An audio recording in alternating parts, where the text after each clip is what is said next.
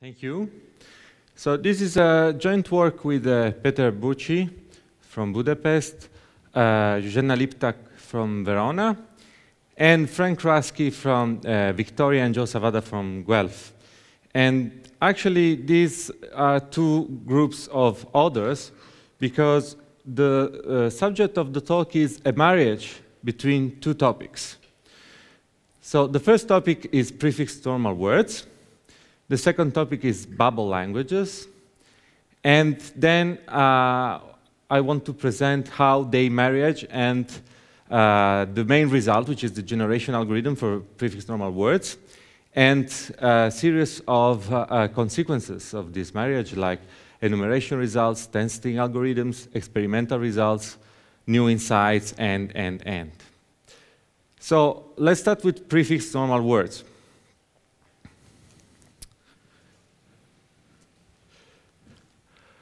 So a binary word, suppose over 0, 1, is prefix normal with respect to 1 if no substring has more ones than the prefix of the same length. Okay? So in some sense, the ones are at the beginning of the sequence. For example, you have these two words, W and W prime. Which one is prefix normal and which one is not? The first one is not prefix normal because it contains 1, 1, 1, having 3 ones, while the prefix of length 3 only contains 2 ones. So this substring 1, 1, 1 here violates the condition of prefix normality. While the second one, you can check for every k, no substring of length k contains more ones than the prefix of length k. Okay, so the second one is prefix normal. And we let LPN denote the language of all prefix normal words, okay, of any length. And the key point is that for every binary word, there exists its prefix normal form, which is a prefix normal word with the property that the two words have the same maxima of ones in a window of size k for any k. And the prefix normal form is unique for every word. So you take any word, any binary word of 0, 1, it has a unique prefix normal form, which is a prefix normal word. Okay, and this is related to the binary jumble pattern matching problem. So suppose that I ask you, does W, this one, have a substring of length 11 containing exactly 5 ones? Okay? This is a problem that can be solved online easily by a sliding window of length length 11, sorry. But how can we say about the indexed version? And what can we say about the indexed version? And what can we say is in these papers, at least. So we introduced this paper in 2009 with Nando and Zuzia, as Travis mentioned. And since then, we had a lot of papers dealing with this problem. And the last one I want to mention is appearing. Many of you have worked on this problem, and in this paper accepted at ICALP 2014, there is a very good result about the hardness of approximation. It's a paper by Amihud, Moshe, and others. So red ones have an intersection with the other of this paper. But the other, so we started to work on this problem, then other people started to work in the same problem. And there is a crucial property of binary words, that is the interval property, that makes it possible to build a linear size index for answering queries in constant time. And the interval property is the following. Fix a length k of substrings, then the number of ones in a substring of length k builds an interval. So for example, for k equal to 1, or to 11, sorry, we can have either 5 or 6 or 7 ones. So this is an interval from 5 to 7. They are not wholes. And so we only have to store the minima and the maxima for each k. So for each k, we store the maximum number of ones in a window in a substring of length k, and the minimum number of ones in a substring of length k. That's all. Then when we have a request, for example, 11, we know that the minimum number of ones in a substring of length 11 is 5, the maximum is 7, and so we can answer the question. So the problem is compute this index efficiently. Now I'm saying something that can be puzzling for some of you.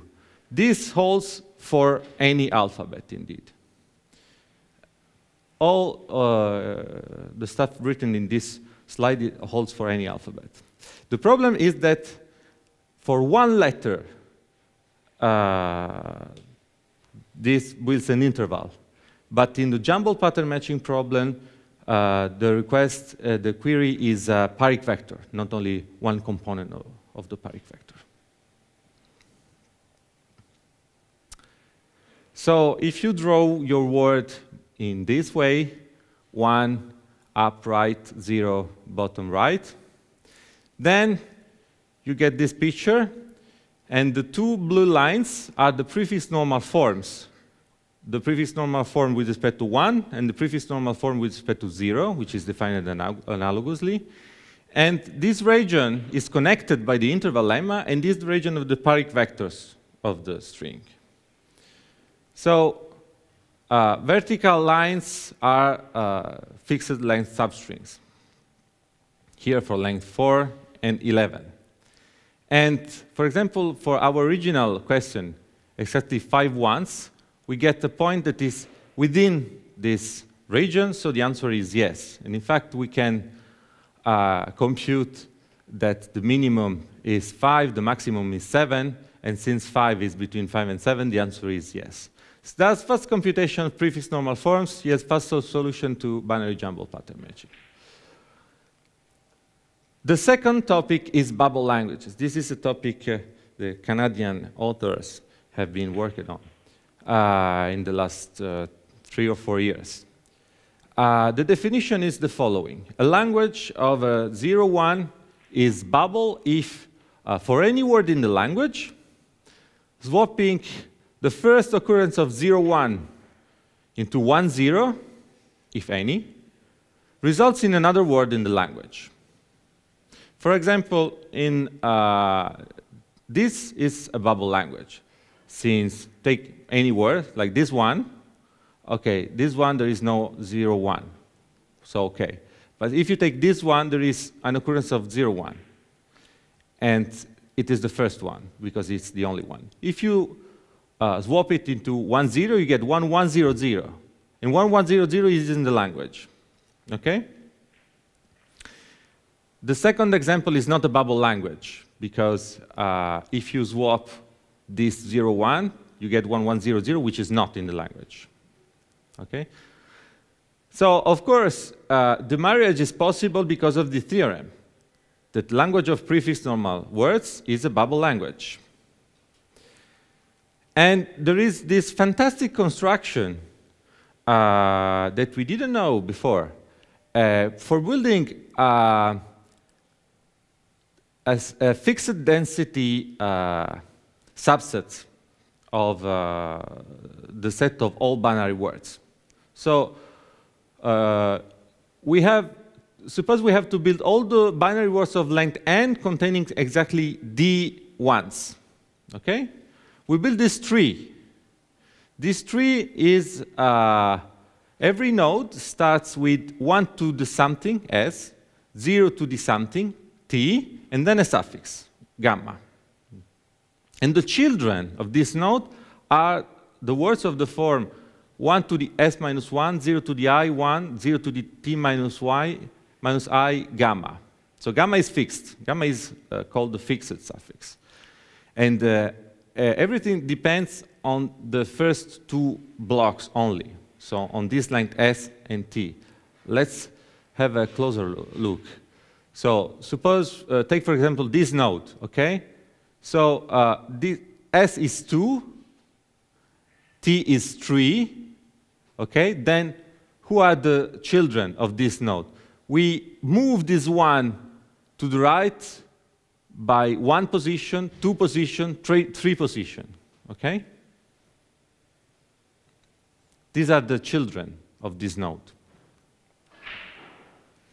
And in this way, we build all the binary words of length n with the fixed density d. And we have this observation as a language is bubble if and only if it is, by definition, it's a consequence of the definition, left and up closed in this tree. So it's a subtree of this tree, which is left and up closed. And bubble languages are fantastic. They have a lot of interesting properties. First, we can split a bubble language into fixed density bunches. And then each fixed, sorry, what happens? Okay. Each fixed density part is a subtree of the corresponding binary tree. And any traversal of this tree gives a generation algorithm.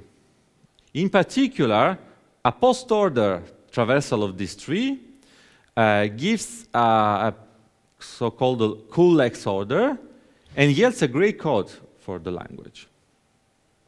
So the only thing you need is for each node to know who is the rightmost child still in the language. Because the language is left and up close, so if you know the rightmost child, then any other child to the left is in the language automatically, guaranteed by the property of being bubble languages, and the father is in the language always by the bubble property. So if you have an oracle that tells you in time f of n times k, where k is the rightmost child, who is the rightmost child, you get a generation algorithm which is O of fn amortized. Okay? So now, the marriage. You see in bold the prefix normal words. Okay? You can check that is left and up closed. So, for example, take this node. We want to compute the rightmost child, which is a prefix normal word. Okay? So, in fact, we have that this is prefix normal and this is not. Okay, here we don't have any other child on the left. But if we had other children on the left, they automatically would be prefix normal words. And so the theorem, the main result of this paper is the following, is that in order to compute the rightmost child, we only need a time that is proportional to this s plus t. So the length of the two first blocks of the word, and not time proportional to n, to the length of the word. And this is a great advantage for the time of the generation algorithm. So this yields an amortized linear time per word generation algorithm, but actually it is not O of n, but O of fn, where fn is the average length of s plus t for a prefix normal word, and we conjecture, based on experimental results, that is logarithmic in n, so it's a great advantage. But we have not been able to prove that the average length of the first two blocks is logarithmic in n, which is therefore the main open problem left in this paper. But note that to prove that the average length of s plus t for a binary word to be logarithmic is quite easy. So if you have a binary word at random, which is the average length of s plus t, so the length of the first block and on the second block is logarithmic. It's quite easy. But we want it for prefix normal words. And with respect to the previous algorithm, which was quadratic testing for each word, so 2 to the n times n squared, it is a great improvement. Very substantial improvement, sorry. And also, we get a gray code for the language. And this generation algorithm allowed us to run experiments not possible before. Actually, we have been able to generate all prefix normal words of length up to 50 on a home computer. You know, if we had to test for each of the 2 to the 50 word, it would be impossible. But also, we had many new insights from the bubble property, the generation algorithm, the new representation of prefix normal words, and. And so there is work still ongoing on this topic. And to end my talk, let me mention some related work on prefix normal words and jumble pattern matching. And especially the last one, which is a result, which is a collection of results we are presenting in the next Fun with Algorithms in 2 weeks in Lipari.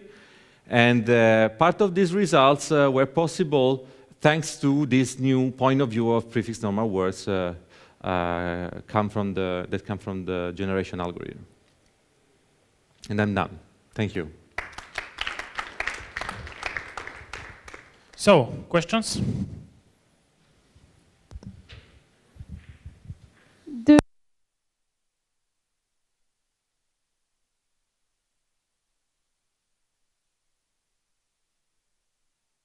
For a fixed word. For a fixed word? Yeah, but I mean, for jumble pattern matching, you need this, as I understand.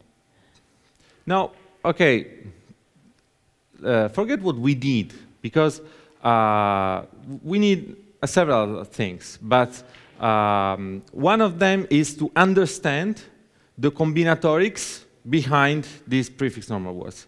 And this is exactly what we tried to do in the last years. And every insight on the combinatorics on these words can give new results on jumble pattern matching and other topics.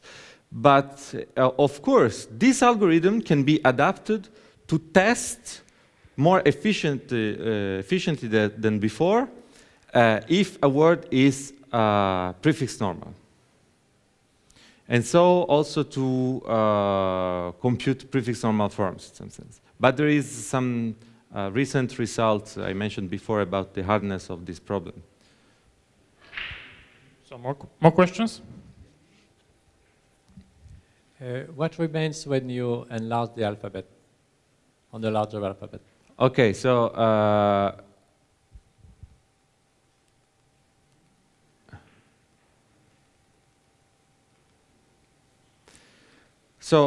for any alphabet, you have this interval property for each letter.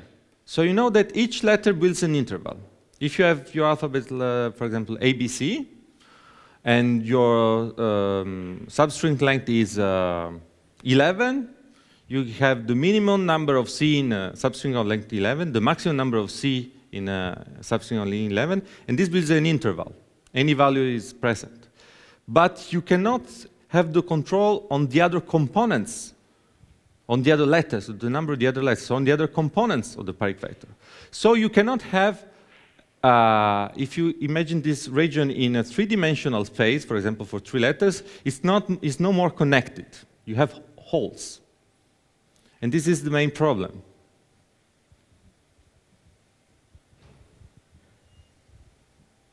So, more. Sorry, I was checking this out.